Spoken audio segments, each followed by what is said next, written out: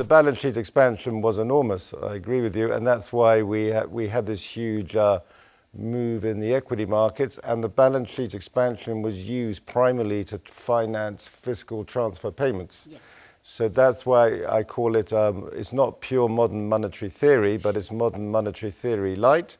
And so the original cause of the inflation we've been seeing in America in the last 6-9 months is the money printing, which happened when the policy response kicked into the pandemic. My personal opinion is they will not, the political system will not allow a normalization of monetary policy. To me, the other element of this monetary tightening cycle is not just rate hikes, it's balance sheet contraction or quantitative tightening. If I'd been talking to you last December, I would not have expected the Fed to bring quantitative tightening forward in time up the agenda.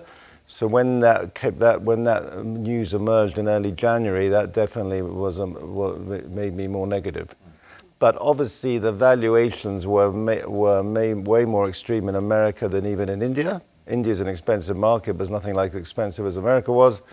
And also the monetary tightening here is going to be, in my view, much more modest than America because the inflation issue is nothing like as serious. In my opinion, the Fed has lost credibility.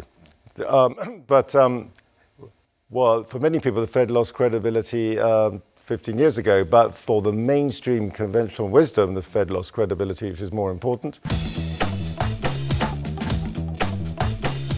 On India, so first of all, India, I still believe India is the best equity story on a 10-year view, not just in Asia, but globally. It's a very strong domestic demand story. This is a year of consolidation in the market where you want to be adding to your favorite stocks on corrections. The big surprise to me and my colleagues so far this year is how resilient the Indian market has been in the context of what's going on in the US and in the context of very significant foreign selling of Indian equities. I personally don't think India will be as badly hit by a high oil price as it was historically, because I think the Indian market's become bigger. Central bank policy over the last 2 or 3 years has clearly been significantly more dovish than the RBI policy that preceded it. So I would have viewed the RBI policy that preceded as too hawkish, personally. My own personal opinion has probably been a bit too dovish of late here.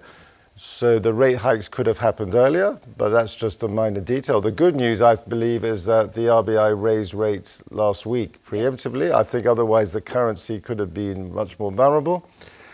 But in terms of easing, I mean, the whole thing's much less extreme than in the US. I'm hoping that maybe this tightening cycle, I'm just talking, my guess, talking to people, 200, 250 basis points of tightening is enough.